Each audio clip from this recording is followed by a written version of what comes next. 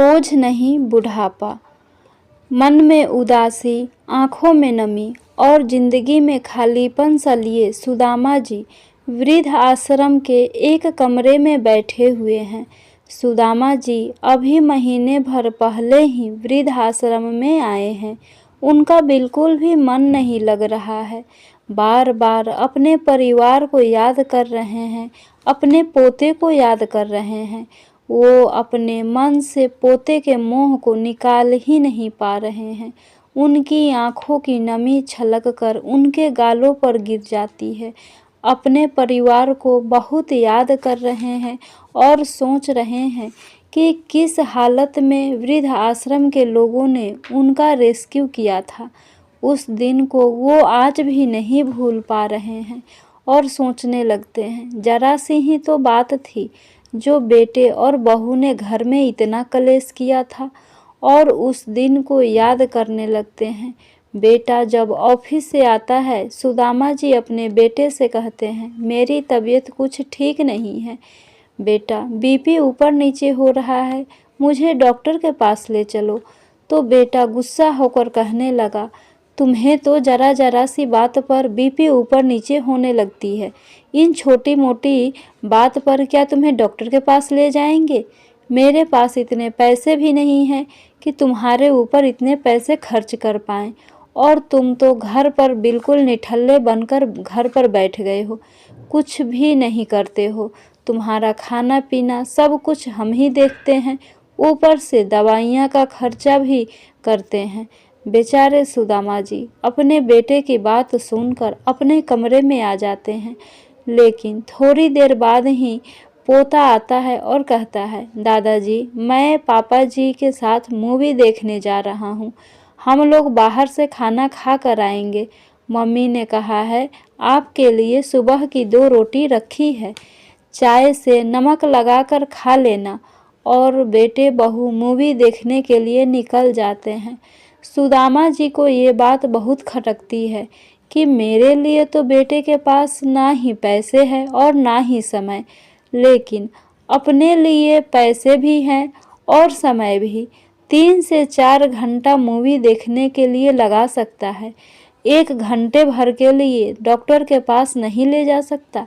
इसी बात को सोचते रहते हैं, तब तक रात को 12 बजे तक उनका बेटा राहुल और बहू भी घर आ जाते हैं।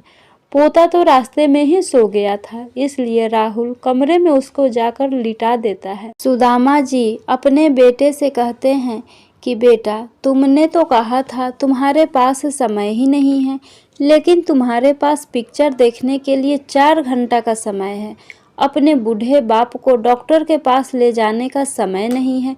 सुदामा जी का इतना ही कहना था कि बेटे ने अपने पिता के गाल पर 2 थप्पड़ जड़ दिए।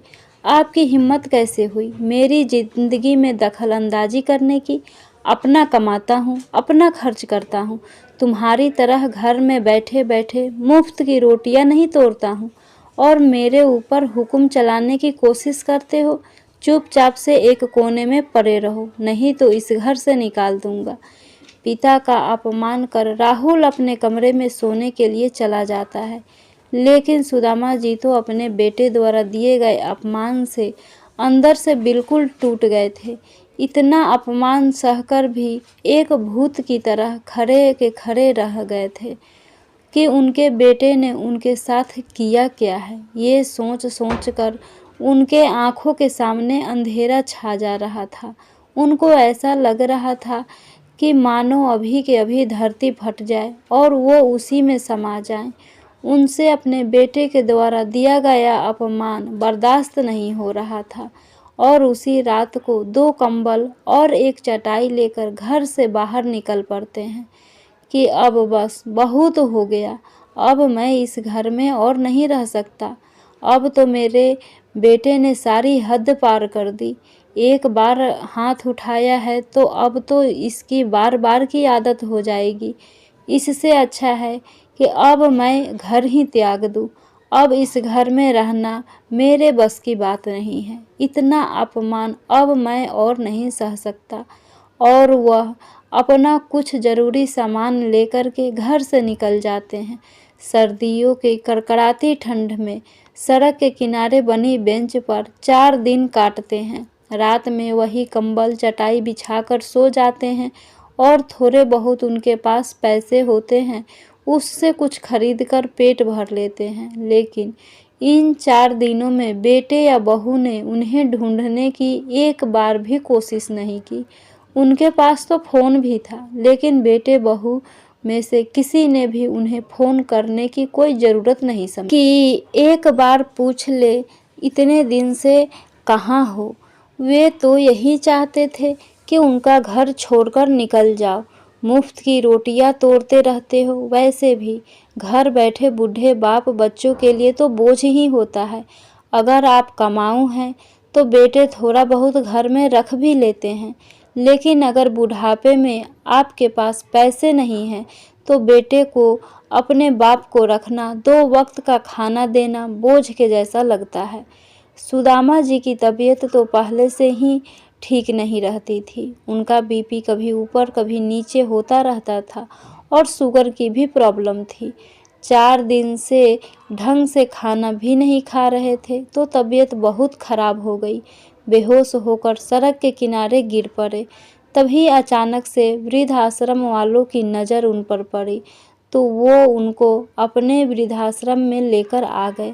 सुदामा जी की हालत इतनी खराब थी कि उनको 2 दिन तक वृद्धाश्रम वालों ने अस्पताल में एडमिट रखा, तब जाकर उनकी तबीयत में कुछ सुधार हुआ। वृद्धाश्रम वालों ने बहुत अच्छी तरह से उनकी केयर की।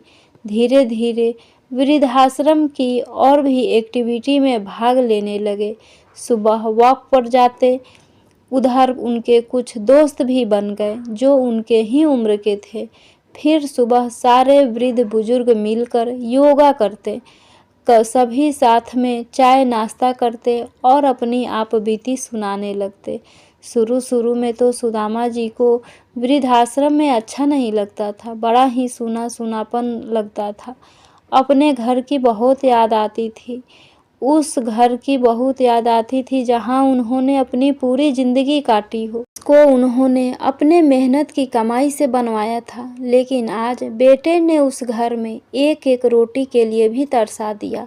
उनके बेटे ने अपने पिता के साथ इतना गलत दुर्व्यवहार किया। अब धीरे धीरे उन्हें वृद्धाश्रम में अच्छा लगने लगा था और सभी लोगों की बातें सुनकर उन्हें इतना तो समझ आ गया था कि बुढ़ापे में किस तरह से रहना है, अपने बैंक बैलेंस को कैसे संभालना है। सुदामा जी वृद्धाश्रम के पार्क में अपने मित्र दीनानाथ जी के साथ बैठे थे। दीनानाथ जी सुदामा जी से पूछते हैं, मित्र आप करते क्या थे और आपकी पत्नी कहाँ है? तो वो कहते हैं, मैं एक अध्यापक हूँ।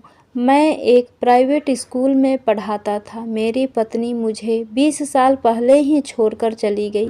मेरा एक ही औलाद था, मेरा बेटा राहुल। मैं बिना माँ के बेटे को बहुत अच्छे से पाला पोसा। कभी किसी भी चीज़ से उसकी माँ की कमी महसूस होने नहीं दी। खूब अच्छे से पढ़ाया लिखाया, जी तोड़ मेहनत करके पैसे कमाए।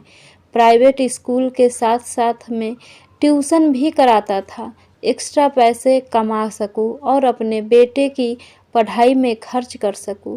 मेरा बेटा पढ़ लिख कर एक अच्छा इंसान बन जाएगा, एक अच्छी नौकरी करेगा तो मेरा भी बुढ़ापा संवर जाएगा। फिर बाद में मेरे बेटे बहू और नाती पोतों के साथ अपने ज़िंदगी अच्छे से गुजार लूँगा, क्योंकि मेरी पत्नी तो मुझे जीवन की शुरुआत में ही छोड़कर चली गई थी। जिंदगी एकाकी काटी थी। सोचा था बेटा बड़ा होगा, घर में बहू आएगी, नाती पोते होंगे, मेरा घर फिर से हरा भरा हो जाएगा, तो फिर बुढ़ापा तो कम से कम अच्छे से कटेगा। यही सब अरमान लेकर के मैंने अपने बेटे को खूब पढ़ाया लिखाया। मेरा बेटा भी एक अच्छी नौकरी करने लगा था, उसकी शादी भी हो गई, घर में एक पोता भी है। फिर मेरी तबीयत कुछ खराब रहने लगी, इसलिए मैंने अपनी स्कूल की जॉब भी छोड़ दी और बच्चों को ट्यूशन पढ़ाना भी छोड़ दिया। मुझे शुगर और बीपी की प्रॉब्लम थी। सोचा चलो अब बेटा तो कमाने लगा है, पूरी जिंदगी कमाया है, बेटे पर लगाया है और बेटा बुढ़ापे में 2 रोटी तो दे ही देगा। लेकिन जैसे ही मैं कमाना छोड़ा तो बेटे बहू के तो तेवर ही बदल गए। 6 महीने बाद ही घर में हर छोटी बड़ी बात के लिए क्लेश होने लगा, पैसों के लिए क्लेश होने लगा। मैं अपने बेटे बहू से अपनी दवाइयाँ के लिए भी पैसे मांगता तो वो मुझसे झगड़ा करने लगते और कहते, घर में बोझ बनकर बैठे हो, कुछ करते क्यों नहीं हो, कुछ करो धरो, अभी तो तुम इतने बूढ़े नहीं हुए हो कि घर में हाथ पर हाथ धर कर बैठ जाओ, कमाओ और पैसे कमा करके दो। अब मैं ठहरा बूढ़ा, मेरी तबीयत भी ठीक ठाक नहीं रहती थी, बेटा मेरी दवाइयाँ भी समय पर नहीं लाता था, मुझसे काम नहीं होते थे। जैसे ही मेरा बीपी ऊपर नीचे होता था, मेरे हाथ पैर कांपने लगते थे। लेकिन मेरा बेटा तो ये बात समझने के लिए तैयार ही नहीं था और पैसों को लेकर एक दिन घर में झगड़ा हो गया, जिस वजह से बेटे ने मुझे 2 थप्पड़ लगाए। तो मैं सोच लिया कि अब मैं इस घर में बेशर्मों की तरह नहीं रहूँगा और मैं घर से बाहर निकल आया। अब इस वृद्धाश्रम में हूँ।